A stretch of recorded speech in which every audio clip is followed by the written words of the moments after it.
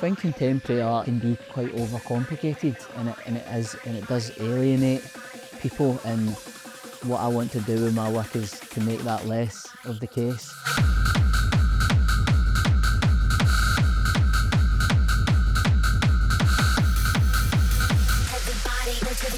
Hello, I'm Trackie. This is my studio. I'm going to show you a bit. It's a good place for planning. I think it's good to be able to spread out, and if I want to work big, I very much use the space to come in and work, and I try and treat it like it's a job. I do Monday to Friday, 9 to 5, otherwise I won't get anything done. I try not pigeonhole myself. I like the idea of expressing myself through lots of different mediums and learning lots of different skills. I'm a mixed media artist. I don't have a particular medium that I use. Yeah, this is a Burberry car door. Spray painted a full car, Burberry print. It was character building, to say the least. I can't actually drive, so it was a bit, it was a difficult one to try and navigate. It's called Daniela, after Daniela Westbrook and her infamous all Burberry ensemble in 2001. I think nostalgia is an important tool in my work. I feel like I use it as a way of involving people, people that don't necessarily like art or follow art can look at it and go, oh, I remember that, or do you remember this? And it might unlock a memory. Everything that's happening in the world, in politics and war, and just people are skint and sad, specifically millennials, I think, are looking back to the happier days. And of course I want to look back, but I feel like I'm using nostalgia as a tool to think about something now.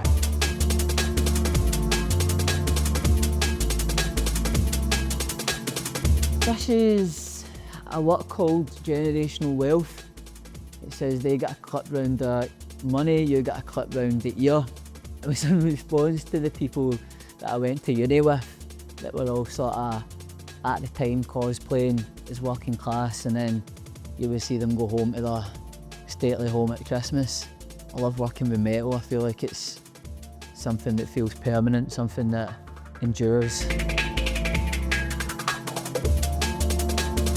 I'm just mad for trinkets and collecting tat, as people would call it, as my mum would probably call it. So she's pretty grateful that I've got this space so I don't need to clutter up my own flat. This is my VHS collection. Film is a big inspiration to me. I'm not much of a reader, so I think film and documentaries, as someone that's dyslexic and dyspraxic, they're great ways of me taking in information, and just also nostalgic for the past. The Wizard of Oz is a perfect example. I've used that in quite a lot of my work of recent. Another one is Willy Wonka and the Chocolate Factory. I would say that's probably one of my favourite films. Larry Clark's Kids, and also Sweet 16. It's great acting, Martin Compson's, he's got all the character of the people I sort of knew growing up. Also Scottish film. What else? This is a concrete JD sports bag. It was an element of masculinity about it. The girls all wore Jane Norman side bags and the guys all had the JD sports bag. It was sort of nodding to oh, I'm into sports and I'm into sportswear, and I wasn't, but I played along with that, and I felt yeah, I wanted to cast it in cement and get this idea across of the heaviness of masculinity, the weight of masculinity that you carry about with you, or especially I did at that age.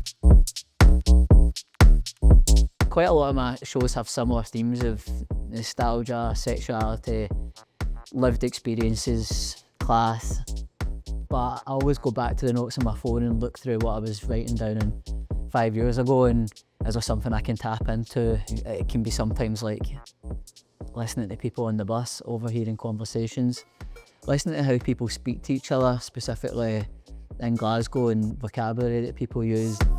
I started making Trackie Times as a graphic. I just felt like it was a funny way to express Scottish humour.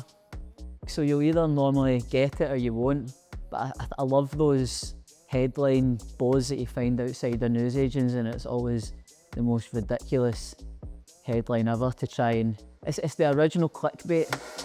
I'd put it out on Instagram asking people to remind me of ones that I'd maybe forgotten about.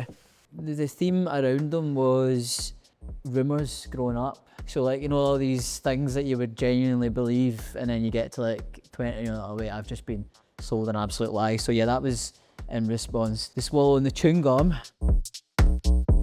Sunny Delight could turn you orange. And I'm unsure if that is actually an urban myth. This is like sort of pre-internet, whereas everything was sort of whispers, and then it became an urban legend, whereas now these things can be cracked within minutes of just a Google search. This is what I'm currently working on. It's called Utopia. It's a large-scale installation of a pub slash working men's club. I was inspired by the sort of pubs and community centres and working men's clubs that I was brought up in, and the energy and the sense of community, sense of family and togetherness that were in these spaces that I think have sort of been lost as communities sort of moved online.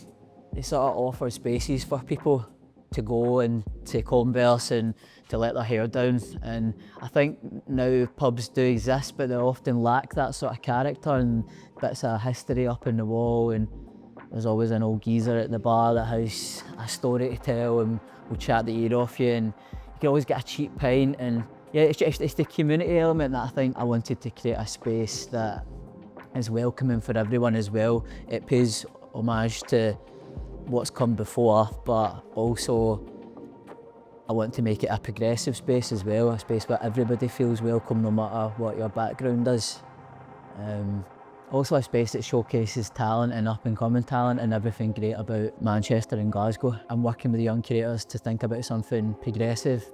I just want people to give credit to Glasgow for like how much it shapes music and culture, like how much it has and how much it continues to, and just to celebrate like how amazing the Glaswegian people are, and that it's not all doom and gloom up in Scotland despite the shite weather.